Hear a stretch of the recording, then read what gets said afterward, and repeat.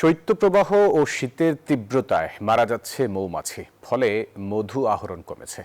এ বিষয়ে বিস্তারিত জানাতে কুড়িগ্রাম থেকে যুক্ত হচ্ছেন সহকর্মী হুমায়ুন কবির সূর্য। সূর্য, মধু আহরণ নিয়ে কি বলছেন চাষিরা? ফয়সাল, আপনি যেটা বলছিলেন, আমি কুড়িগ্রামে কৃষি বিভাগে যে তথ্য পেয়েছি সেই তথ্য অনুযায়ী কুড়িগ্রামে প্রায় ২৯,০০০ কেজি মধুর টার্গেট নির্ধারণ করা হয়েছে এবং এখন পর্যন্ত আহরণ হয়েছে মাত্র ১৪,৫১০ কেজি। এত কম মধু আহরণের কারণ আমি জানতে চেয়েছি। সেখানে কৃষি বিভাগ বলেছে বিরূপ আবহাওয়া এবং মৌমাছিগুলো মাঠে বিচরণ করতে পারেনি।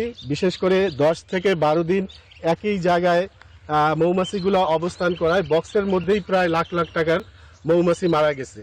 আমাদের কুড়িগ্রাম জেলায় প্রায় ৭৫ জন খামারি এখানে মধু আহরণ করছেন এবং তাদের কাছে আমি কথা বলেছি। তারা বলেছে যে আমরা গত ১০-১২ বছরে এই জায়গায় এসে মধু আহরণ করেছি, কিন্তু এবার এসে আমরা যেটা লক্ষ্য করলাম যে একটানা ১০ থেকে ১২ দিন জানুয়ারি মাসে তাপমাত্রা একদম নিম্নমুখী থাকায় এবং কুয়াশা এবং শৈত্যপ্রবাহ থাকায় মৌমাছিগুলো বক্স থেকে বের হতে পারেনি, বিচরণ করতে পারেনি, মধু আহরণ করতে পারেনি।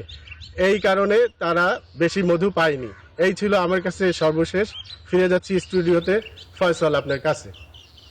সূর্য, আপনাকে ধন্যবাদ।